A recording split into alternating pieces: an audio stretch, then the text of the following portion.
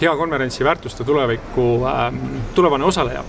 Täna oleme tulnud siia SEB innovatsioonikeskusesse, mis on üks igavesti äge ruum. Me oleme Siim Leppiskele külla tulnud.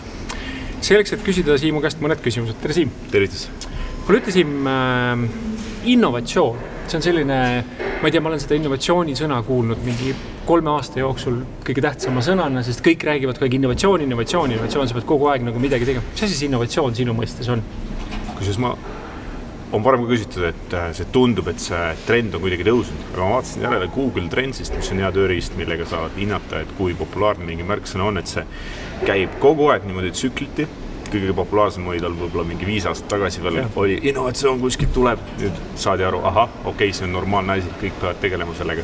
Aga see tsükkel on suvel keegi väga ei räägi sellest, aga kui on vaja jälle äri hakata tegema ja detsembris ka väga ei räägi keegi, aga jälle jaanuarist läheb asi käima tavaliselt niimoodi kevadel ja siis tehakse see innovatsioon valmis, ei tehta, see on püsiv protsess, aga mina olen mõtetanud selle enda jaoks, et see tekitab mingi uue ärimudeli, mingi uue viisi, kuidas mingi mõte teha rahaks või väärtuseks kellegi jaoks. Ehk siis see, mida teie siin laboris teete, te teete uusi ärimudeleid. Mitte te ei toote innovatsiooni ühest tootest, vaid te mõtlete nagu ärimudeli kui sellise peale. Ja, et me võime rääkida inkrementaalsest väiksest innovatsioonist, teha iga päev midagi 1% paremini või aastas 5% rohkem. Aga see, mida me siin SEB Panga, meil on kasvuprogramm, mis on mõeldud traditsioonilistele ettevõtetele, kellel on juba töötav äri, kes tahavad seda 10-kordselt kasvatada. Okay. Näiteks, et 2 miljonist teha võib-olla mitte ainult 20, vaid isegi äkki 200. Vaata seda ambitsiooni nii suurelt, mida on vaja siis hoopis teistmoodi teha selle jaoks. See on see, mida te läbi loksutate siis ettevõtja peas, mida ta siis peab muutma.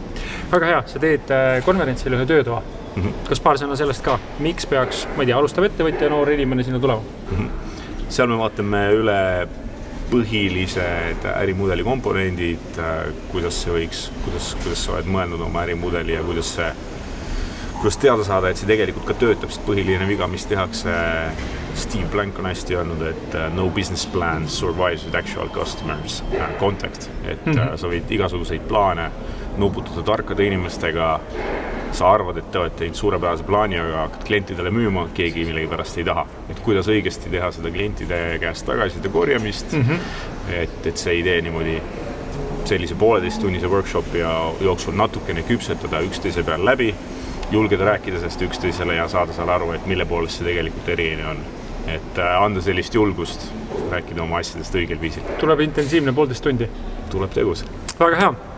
Igal juhul, teie kõigiga kohtume me konverentsil väärtuste tulevikku ja näete siis ka Siimu laivis ja töötoas saate osaleda. Näeme seal. Tšau!